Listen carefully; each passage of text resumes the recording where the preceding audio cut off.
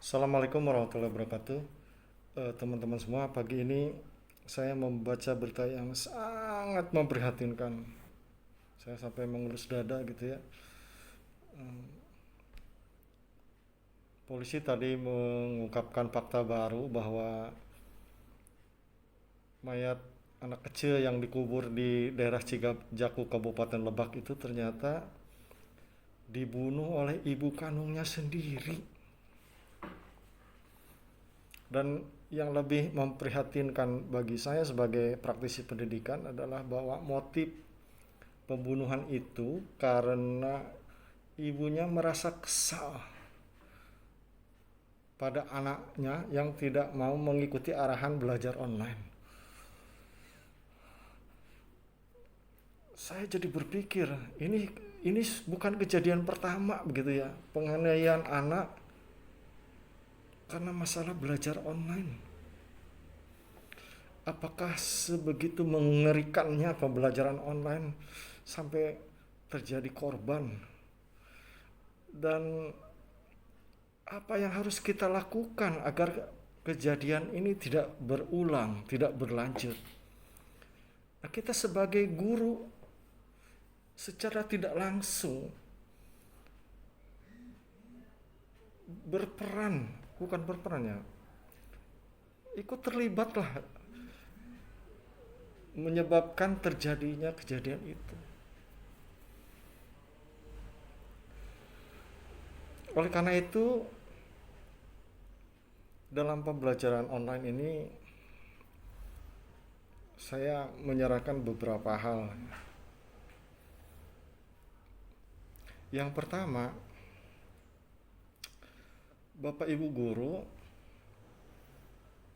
bisa memilah dan memilih kompetensi dasar apa yang kira-kira bisa anak lakukan tanpa kehadiran kita. Kan kita bisa menilai ketika kita ada di sekolah saja, misalkan kegiatan itu tidak bisa dikuasai anak atau tidak bisa dikerjakan anak.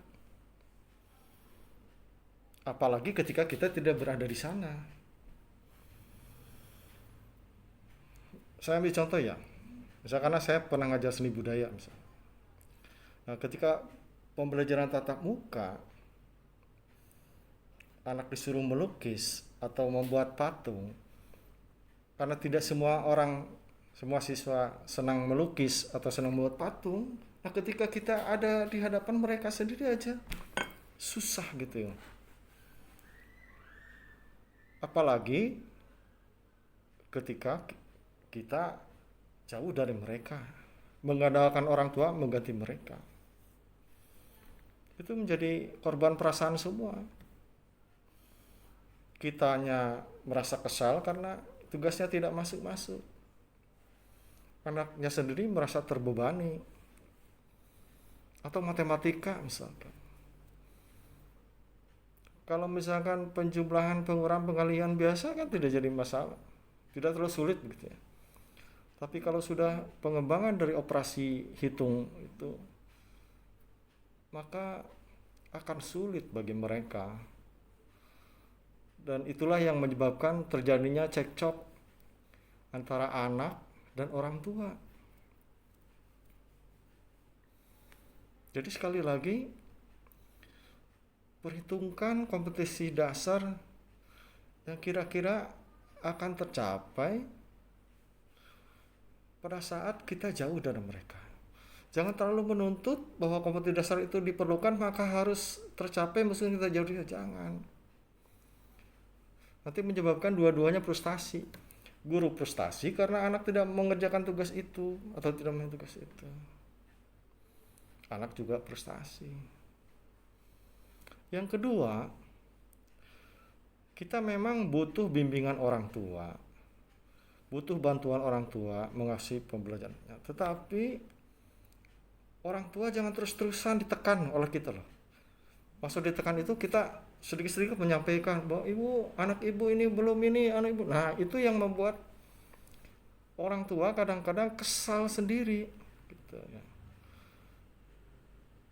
Maksud guru kan baik ya, supaya pembelajaran tercapai, maka Ketika tugas-tugas anak tidak terkumpul, maka guru atau wali kelas menyampaikan kepada orang tua, ini anaknya belum mengerjakan gitu.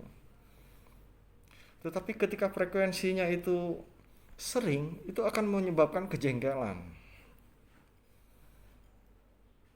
Dan itu sepertinya yang terjadi di kasus penganiayaan anak sebenarnya.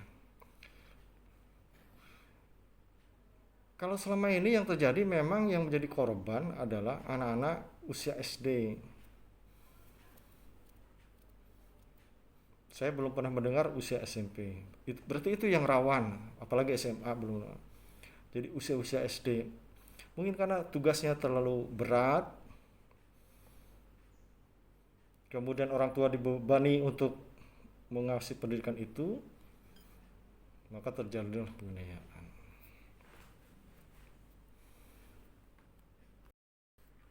Nah, oleh karena itu, sekali lagi agar kejadian ini tidak terulang, maka mari kita bertindak sebijak mungkin. Di satu sisi kita melaksanakan tugas sebagai guru, di sisi lain kita juga harus mempertimbangkan keadaan mereka di rumah. Mudah-mudahan nanti kalau misalkan bantuan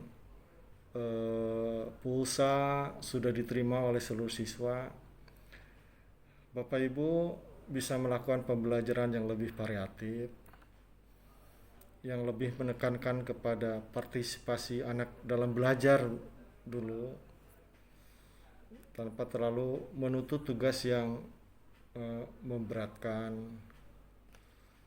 tugas yang memang kompetensi dasar itu dibutuhkan oleh anak, tetapi ketika tidak bisa atau tidak mungkin disampaikan pada saat PJJ, maka lebih baik kompetensi dasar itu kita lewat. Kita hanya memberikan pembelajaran yang menurut kita bisa disampaikan secara PJJ atau belajar dari rumah, begitu ya. Kemudian pada orang tua, saya menghimbau agar kejadian ini tidak terulang, tapi tidak membuat ibu apatis, begitu ya, membiarkan anak tidak belajar.